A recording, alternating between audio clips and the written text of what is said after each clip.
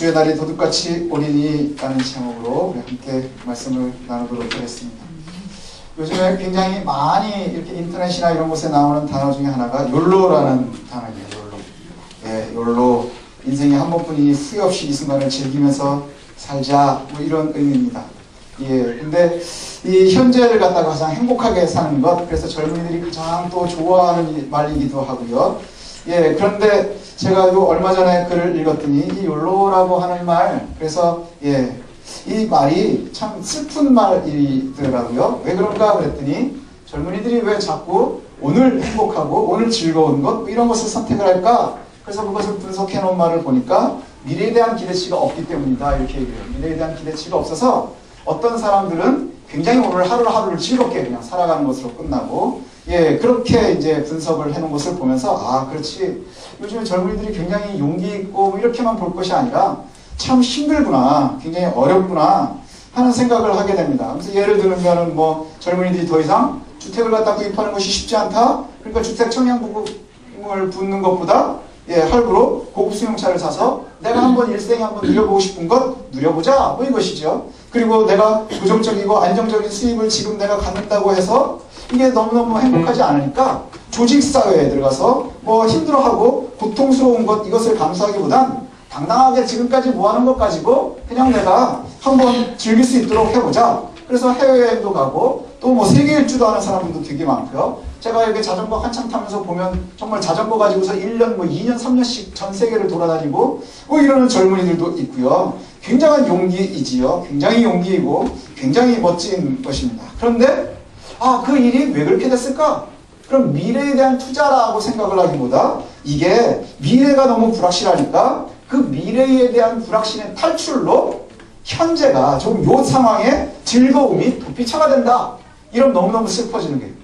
그렇죠? 지금 현재에 내가 즐거워하는 것, 즐기는 것 이것이 도피처가 된다고 그러면 너무너무 힘들고 어려운 것이죠. 저희 고2밖에 안 된 저희 딸이 그런 얘기를 해요. 돈으로 행복해질 수는 없지만 예, 돈으로 산 물건이 나를 행복하게 만든다. 이런 얘기를 하더라고요. 예, 그게 예, 그러니까 내가 미래를 갖다가 잘 쌓아놓는 것보다 중요한 것이 바로 그렇다라고 생각을 하면 참 슬프지요. 예, 참 슬프기도 합니다. 그래서 역시 아, 사람들의 이야기 이것이 참 어렵구나.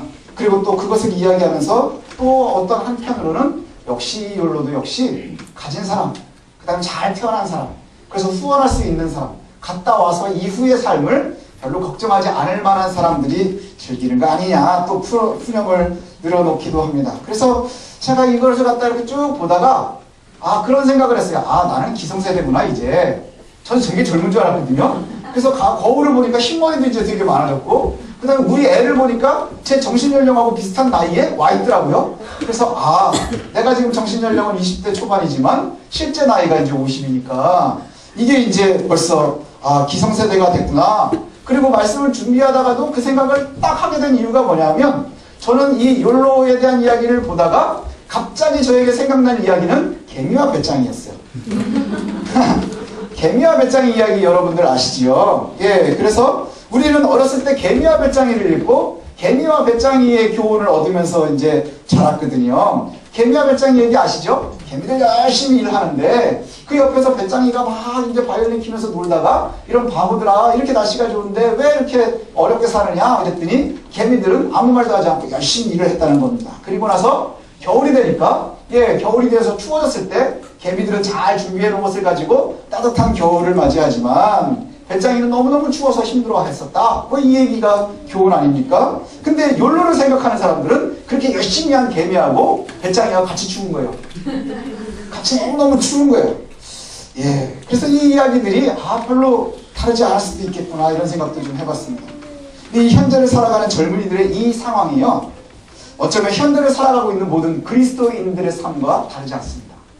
예, 지금 저와 여러분들의 생활과 상황이 다르지 않다는 것이지요. 예, 그리고 사실은 현재를 살아가는 그리스도인들 뿐만이 아니라요, 언제나 그리스도인들의 삶은요, 바로 다르지 않다는 거예요. 그리스도인들의 삶은 늘 미래를 바라보고 미래를 기대하면서 살아가야 됩니다. 예, 그래서 늘 기대하는 것 놓치지 말아야 돼요. 제가 제일 좋아하는 단어 중에 하나도 바로 기대라고 하는 단어거든요. 기대. 예, 무엇인가를 갖다가 내가 예, 걸 기대하고 있다, 뭔가를 바라보고 있다, 그 가능성을 놓고서 내가 행복해하는 것, 이것을 기대라고 합니다. 그런데 그럼에도 불구하고 미래에 대한 기대 때문에 현재를 포기해서도 안 된다는 것이죠. 하나님의 나라는 미래이지만 역시 현재에도 있다 하는 것이에요. 그리스도인의 미래에 대한 확신을 가지고 또 그리고 나서 그 현재를 갖다가 누구보다도 누릴 수 있어야 되는 것이 그리스도인인데, 문제는 뭐냐? 현재도 누리지 못하고 있고 그 다음에 미래에 대해서도 함께하지 못하고 있다면 참 슬픈 것이죠. 그리스도인들은요, 현재를 누릴 수 있어야 됩니다. 그 다음에 미래에 대한 기대치도 놓치지 말아야 됩니다. 반드시 그와 같아야 합니다.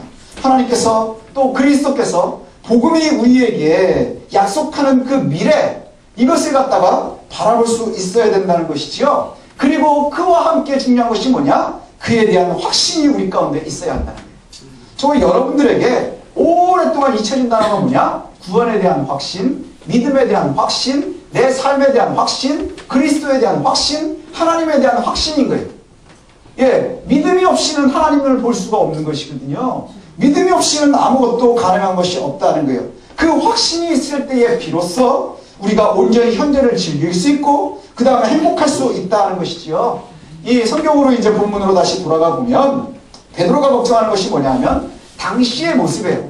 당시의 모습과 지금 현재의 모습이 별로 다르지 않아요. 당시 교회의 모습들을 보면요, 예수님께서 승천하신 지가 꽤 됐습니다. 그래서 거의 30년이 돼가고 있고요. 그리고 나서 이제 교회들의 상황은 어떠하냐? 교회들은 늘 어렵습니다. 그 다음에 기독교인들은 굉장히 힘들고 고통스럽습니다. 심지어는 이제 곧 다가올 박해를 준비하라고 하고 있어요. 거기다 교회 내에서는 또 가짜 교사들이 나타나서 거짓 선지자들의 거짓 가르침들이 차고 넘치는 시대를 살고 있어요. 그 당시의 가르침들은요, 굉장히 지혜로운 이들의 가르침이었거든요. 왜냐하면 로마와 함께 그 그리스의 철학이 교회와 함께 늘 있었어요. 그래서 어려운 것들, 그래서 당시에 보면 영지주의와 쾌락주의 이런 것들의 기반 위에 그리스도의 복음이 왜곡되는 가짜 선생들의 가르침이 얼마나 많았는지 몰라요.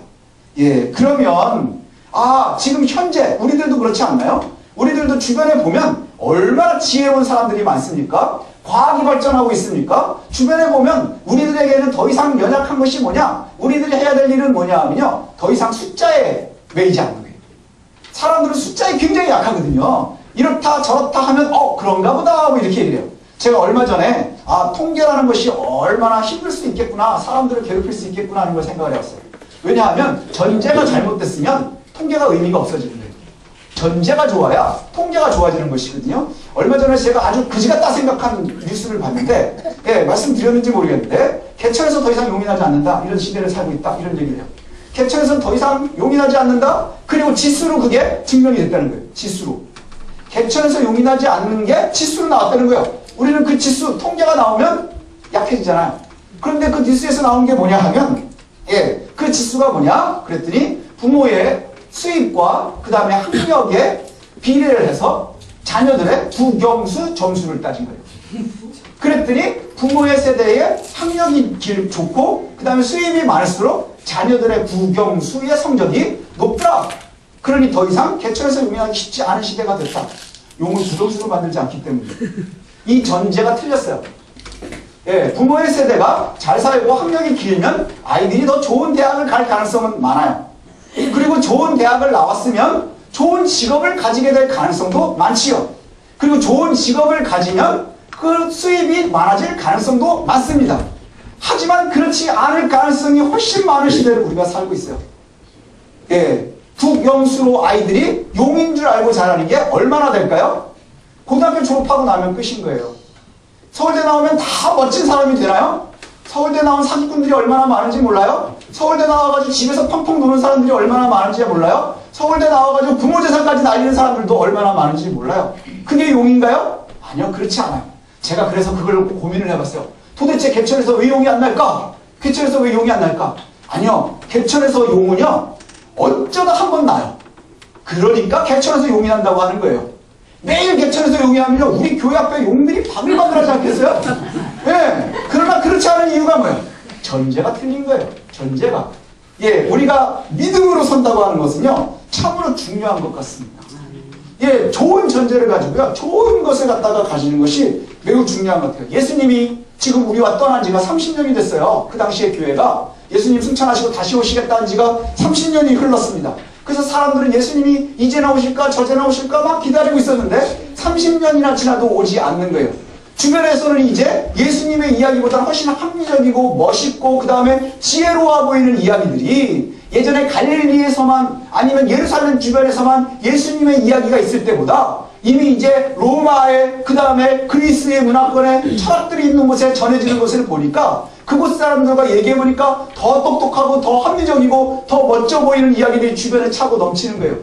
교회에서 이야기하는 복음은 이제 더 이상 합리적이지도 않은 것 같고 그 다음에 되게 멋져 보이지도 않고 유혹적이지도 않은 거예요.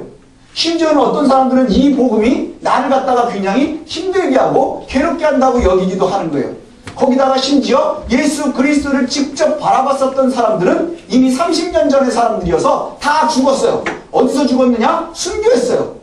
다 칼에 죽고 그 다음에 뭐 여러 가지 화형도 당하고 죽고 그렇게 죽어가고 있다는 것이죠. 몇몇 살아있는 분들이 남아있어요. 베드로처럼 예수님을 직접 봤었던 사람들. 근데 이분들이 얘기해주는 게 우리가 생각하면 와 이분들이 얘기해주면 어마어마하겠구나 라고 생각하지만 여러분 할머니 할아버지들이 얘기해주는 6.25 얘기가 여러분들의 삶에 의미가 있습니까? 아니요. 아무 의미 없는 거예요. 할아버지 할머니들이요 직접 겪었거든요. 그런데 그 6.25의 그 고통이 그 6.25의 두려움이 여러분들에게 어떤 의미가 있느냐 하는 거예요. 그저 교과서의 이야기일 뿐인 거예요. 그 6.25의 고통보다 뭐가 더 중요한가요? 지금 내 성적이 10점 떨어진 게 더 아프거든요. 그 다음에 엄마가 내가 잘못해서 엄마한테 매맞을 것이 6.25가 발발하는 것보다 훨씬 더 무섭거든요. 그게 바로 현실의 모습인 거예요. 성도들의 상황도 그렇습니다. 현재 내가 체감하고 있는 직접 보고 듣고 느끼는 현실은 되게 가까이에 있는데 그리스도의 복음은 너무너무 멀리 있는 것 같은 거예요. 하나님의 나라는 너무너무 멀리 있는 것 같은 거예요. 그래서 그리스도인으로 살아야 한다. 그래서 박해도 감수해야 된다. 그 다음에 하나님의 말씀대로 살아야 된다. 이것을 갖다가 자꾸 이야기하는데 그런데 그 이야기는 내게서 되게 멀리 있는 것 같고 오직 더 가까이 있는 건 지금 우리 애들 성적이 떨어지는 것, 그 다음에 수입이 줄고 있는 것, 그 다음에 내 현재가 너무나 불투명한 것, 미래를 생각하니까 더 힘들고 고통스러운 것, 이것만이 더 내게 가까이 있다는 것이지요. 이것이 바로 그리스도인들을 힘이 없게 만드는 거예요. 왜 이렇게 힘이 없어질까요? 하나님의 나라에 대한 확신이, 그리스도의 다시 오심에 대한 확신이 약해지고 있기 때문입니다. 예, 고난은 가깝고 소망은 멀어서 더 강하고 큰 믿음이 필요한 시기에 오히려 가짜 교사들의 가짜 이야기가 훨씬 더 매력 있어 보이는 거예요. 매력적으로 느껴지는 거예요. 그래서 교회들은 자꾸 헌신을 이야기하고 그 다음에 우리가 자꾸 손해볼 것을 이야기해요. 이단들은 복을 얘기해 주는데 세상의 통계들도 그런 걸 얘기해 주는데 우리가 고민해 봐야 되지 않겠습니까? 베드로가 편지하는 당시의 교회의 상황과 저와 여러분이 살고 있는 지금 이 시대의 우리의 현실이 다르지 않아요. 영적으로 눌려 있고요. 현실이 쉽지 않고요. 실제로 1000년 이상의 물리적인 시간의 차이가 있음에도 불구하고 상황이나 처지는 다르지 않은 것 같아요. 그래서 오늘 베드로가 우리에게 해주는 이야기가 매우 중요한 것 같습니다. 베드로는 제일 처음에 이렇게 얘기를 합니다. 우리가 살고 있는 이 시기가 종말의 시대다라고 얘기를 해요. 종말이다 이야기하면 사람들이 자꾸 시험으로 생각을 합니다. 그래가지고 제가 사는 동안에도 종말론이 막 서너 개가 지나간 것 같아요. 80년대에 한 번 있었고 2000년대가 되면서도 있었고 그때마다 이단들이 득세를 하고 그 이단으로 빠지는 사람들이 있고 그렇게 이단으로 한 번 빠진 사람들은 다시 기성교회를 못 오고 이 이단 저 이단 계속 돌아다닙니다. 그래서 3단도 되고 4단도 되고 뭐 이렇게 돼가면서 있게 되거든요. 그러면서 때로는 사기를 당하는 사람들 뭐 이런 사람들도 자꾸 생기게 됩니다. 그런데 첫 번째 강림과 두 번째 강림 사이에 있는 거예요.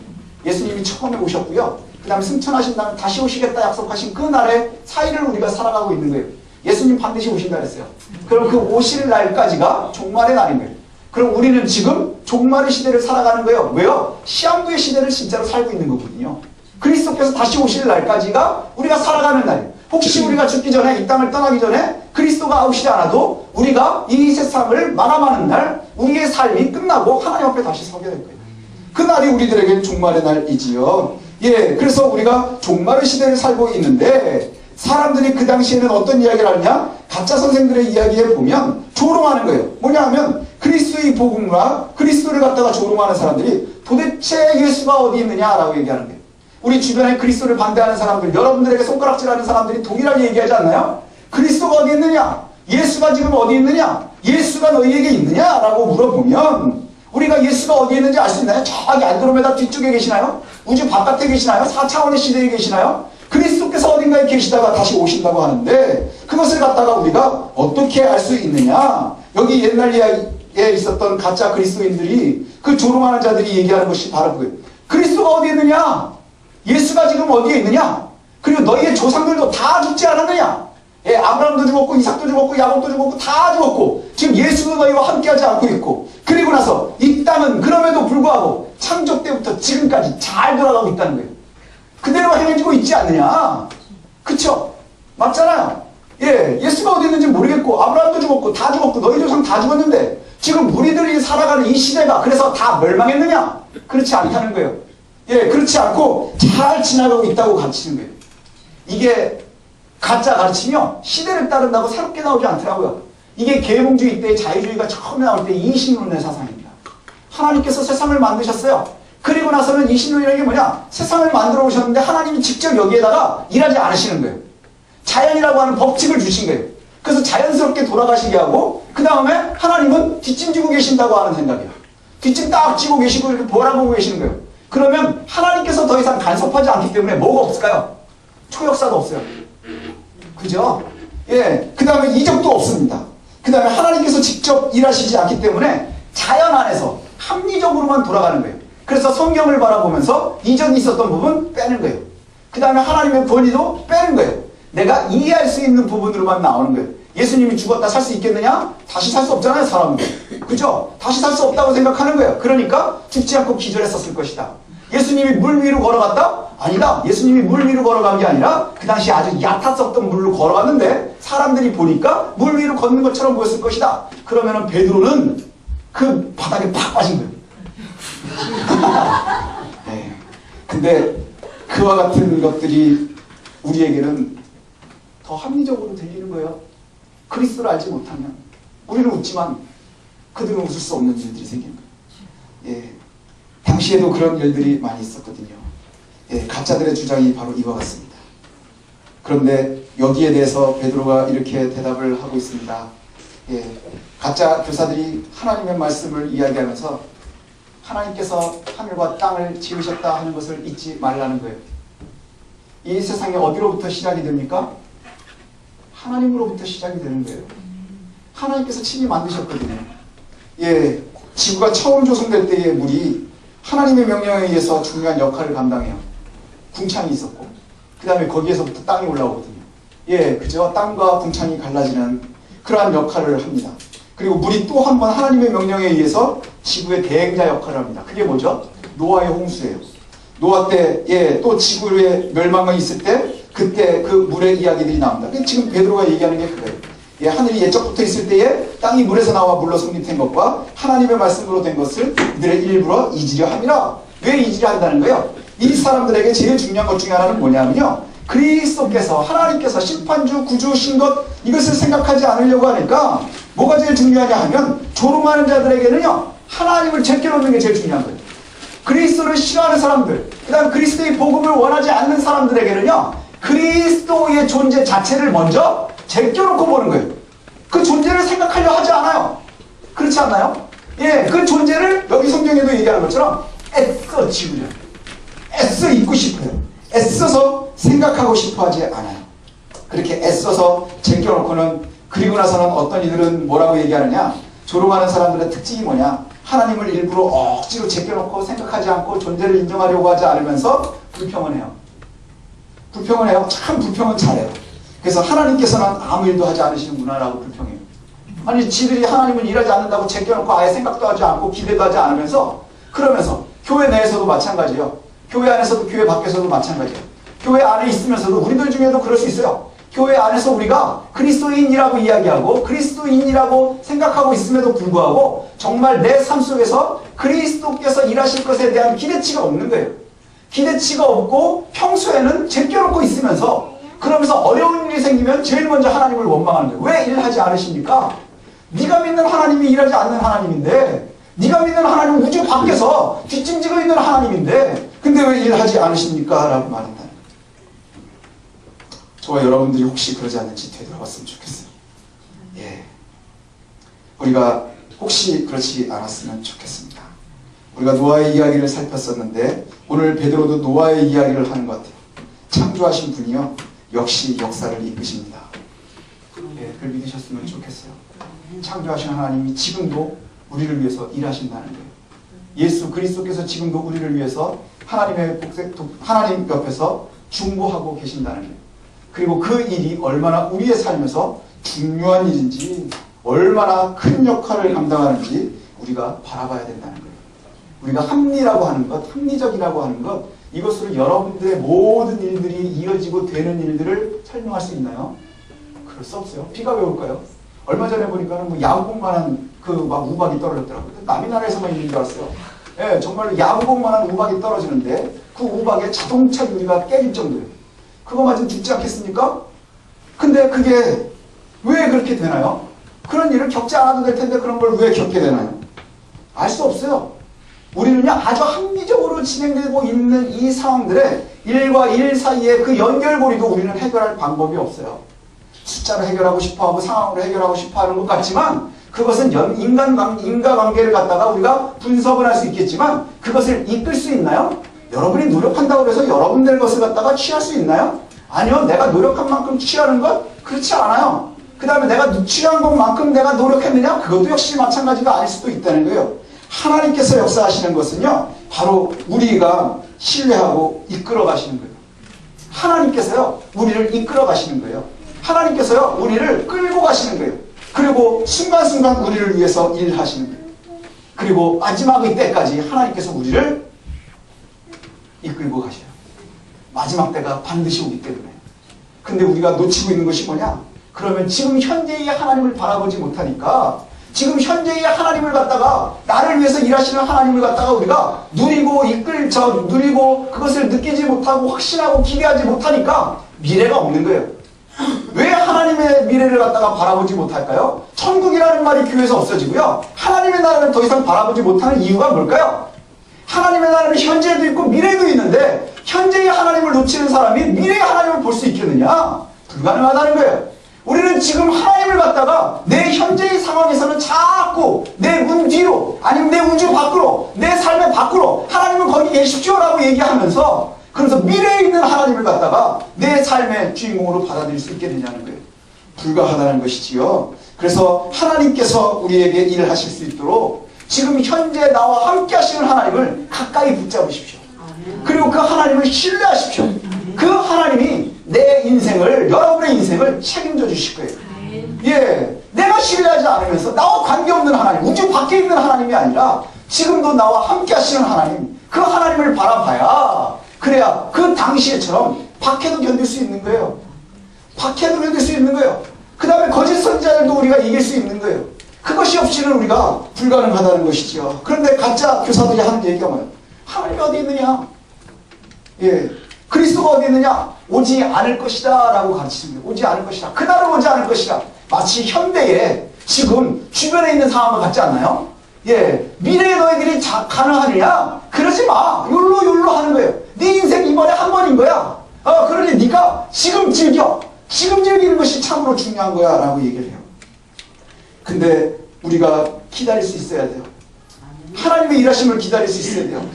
예, 참 우리가 살아가면서 보면요, 내 시간표와 하나님의 시간표가 다를 때 너무너무 힘들어요. 그죠? 좀 넉넉하게 시간을 주셨으면 좋겠는데 그 다음에 주변에 보면 뭐 재물도 좀 그렇고 우리 아이들 성적도 그렇고 좀 넉넉하게 주셨으면 좋겠는데 안 주시거든요. 그럴 때마다 하나님이 일하시나 안 하시나 이걸 우리가 고민하기 시작하는 거예요. 거기에서. 근데 이것은요 참 중요한 거예요. 제가 아프면서 그런 생각을 참 많이 하는 것 같아요.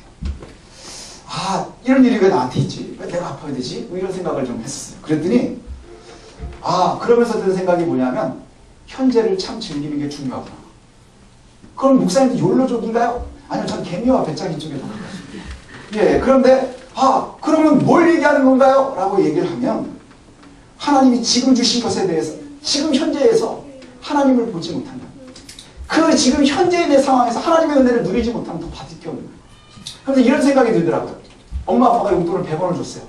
내가 갖고 싶은 건 200원짜리인데 그래가지고 200원짜리를 못 갖고서 100원을 가지고 있는 거예요.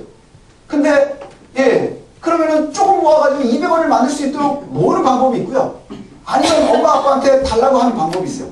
엄마 아빠가 모자라기는 하지만 늘 용돈을 주시잖아요. 그럼 그 용돈으로 누리면 되는 거예요. 근데 아이들이 뭐 때문에 힘들어하느냐? 엄마가 다음에 또 안 줄까봐 그 100원을 못 쓰고 있는 거예요. 매일매일 만약에 하루에 용돈을 100원을 주는 엄마가 있어요. 그럼 이 아이가 내일도 엄마가 100원을 줄 거라는 것을 갖다가 인지를 못하고 믿지를 못하면 엄마가 내일은 안 줄지도 몰라. 그럼 오늘 이 100원을 가지고서 못 누리는 거예요. 지금 100원도 모자른데 그걸 못 누리는 거예요. 얼마나 삶이 힘들겠어요. 내가 갖고 싶은 건 200원짜리지만 그렇다고 해서 내가 그것을 갖다가 못 누리는 것도 지겹지 못한 거예요. 하나님은 늘 내게 100원씩을 주시지 않겠어요? 그 200원짜리를 위해서 조금씩 모으면서 기대하고 기다려야 되는 것도 필요하지 않겠어요?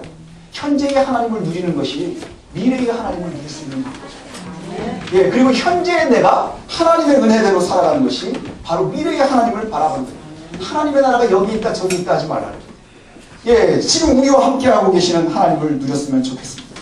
근데 문제는 뭐냐? 기다리는 거예요. 기다린다는 걸 제가 제일 싫어하는 거거든요. 제가 옛날에 이제 기숙사에서 있을 때, 기숙사에 있으면 이제 내려가가지고 밥 먹을 때 줄을 서잖아요. 그러면 줄이 길면 밥을 안 먹었어요. 제가 생각할 때 줄 서서 기다리는 고통이 굶는 고통보다 더 큰 거예요. 그래서 저는 기다리는 걸 너무너무 싫어하거든요. 저 개인적으로는요. 그래가지고 약속 시간 늦는 사람 되게 싫어합니다. 그래가지고 저는 학교에서 수업을 할 때도 출석 장난 아니에요. 출석 볼 때 제일 까탈하거든요. 근데 제가 옛날에 저희 아내하고 연애할 때 연애할 때 보면 저희 아내하고 연애할 때 이제 벌써 한 30년 전 얘기니까 그때는 뭐 핸드폰도 없고 뭐 처음에는 삐삐도 없고 뭐 이런 시대에 이제 연애를 하잖아요. 연애를 하게 되면 그때는 이제 어떻게 하면 여기 이제 이 개미와 배짱이가 익숙하신 분들은 다 그렇게 연애하셨어요. 다음번에 언제 만날래? 그럼 이전에 만나면서 약속이 정해지든지 아니면 전화통화를 해가지고 약속이 미리 정해져야 약속이 되는 거예요. 지금처럼 그냥 가다가 만날래? 그래서 만나고 즉석 만나고 하고 그 다음에 일이 생겼어 못 갈 것 같아 그래서 헤어지고 이게 아니에요. 그냥 약속이 정하면 일주일 전에 약속을 정했으면 일주일 후에 나가는 거예요. 그래가지고 약속을 하는데 보통은 어떻게 하느냐 하면 학생들이니까 학생 수업 끝나고 만나요. 그 다음에 이제 보통은 여학생들 학교 앞에서 만나게 돼요. 그럼 이제 제가 보통 저희 집사람 수업이 끝나고 뭐 몇 시쯤 되겠다 그럼 뭐 4시나 5시나 이제 약속을 하지 않겠어요? 오늘 수업이 4시에 끝나니까 4시 반이면 나올 수 있겠지? 그래 4시 반에 만나자. 그럼 어디서 만날까? 그러면 또 요즘처럼 뭐 맥도날드나 이런 데는 그냥 들어가서 앉아있어도 되는 데가 어디니까 들어가면 그때는 바로 메뉴판 들고 들어가서 뭐 먹을래요? 이러거든요. 그러니까는 거기서 먹기가 뭐 할 수도 있고 이러니까 어디 그런 데서 만나지 않고요. 어디 빵집 앞 이렇게 만났어요. 어디 카페 앞 이렇게 만나는 거거든요. 그럼 그 앞에서 기다리는 거예요. 그렇게 앞에서 기다리는데 20분 늦게 나오고 30분 늦게 나오면 짜증나지 않겠어요?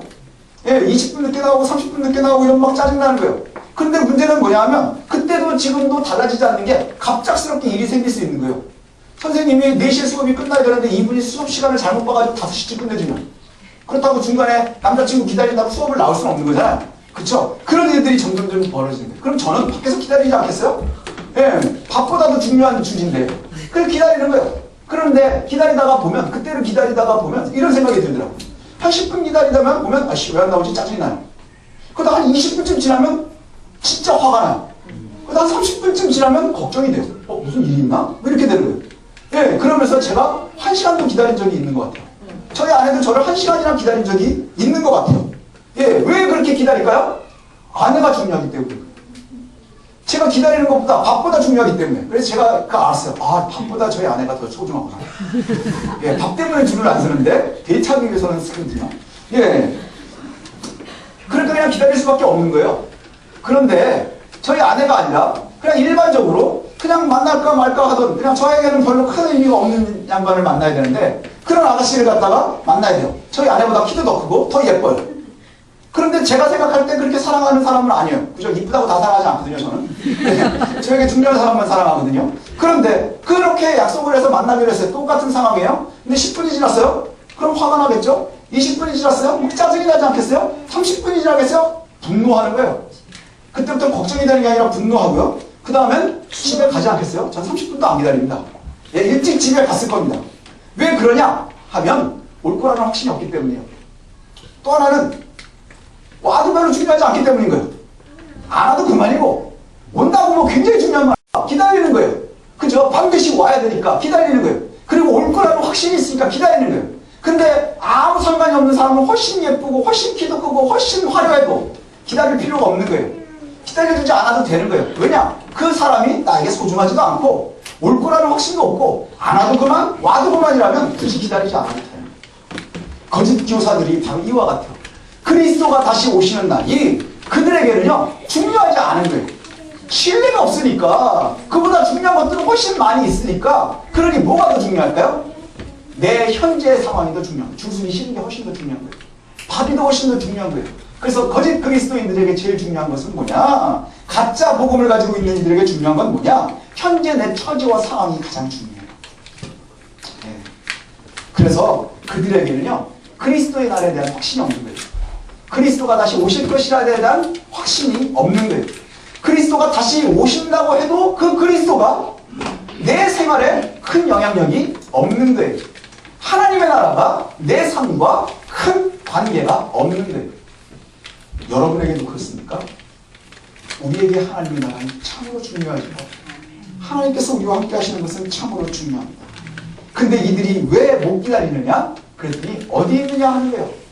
우리가 30년이나 기다렸는데, 예수님 지금 여기를 현재 30년을 기다린 거예요. 예, 30년이나 기다렸는데 예수가 어디 있느냐?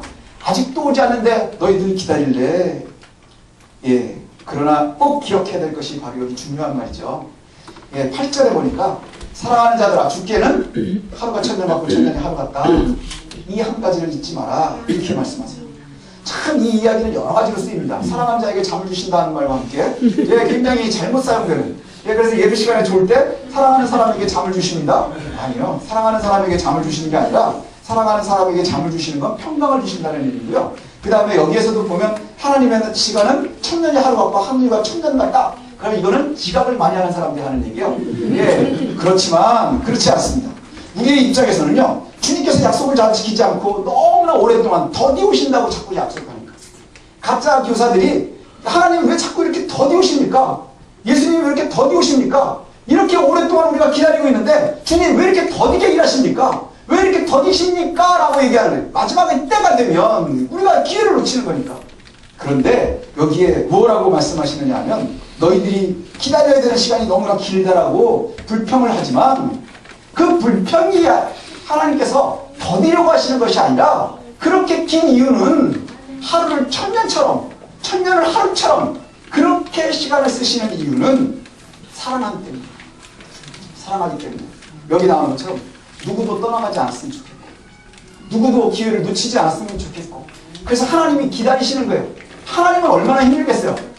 그죠? 하나님은 얼마나 힘들겠어요. 나는 10분, 20분을 갖다가 애를 기다릴 때도 그 기다리는 시간이 굉장히 힘들고 고통스러울 수 있는데, 그런데 하나님께서는 이 한 시간을 천년처럼, 천년을 기다리면서 한 시간인 것처럼 기다리신대요. 그러니 얼마나 짧게 기다리시는 거예요. 지루하지 않다고 기다리시는 거예요. 예, 정말 너무나 행복하게 기다리고 계시는 거예요. 뭐를요? 돌아오는 이들.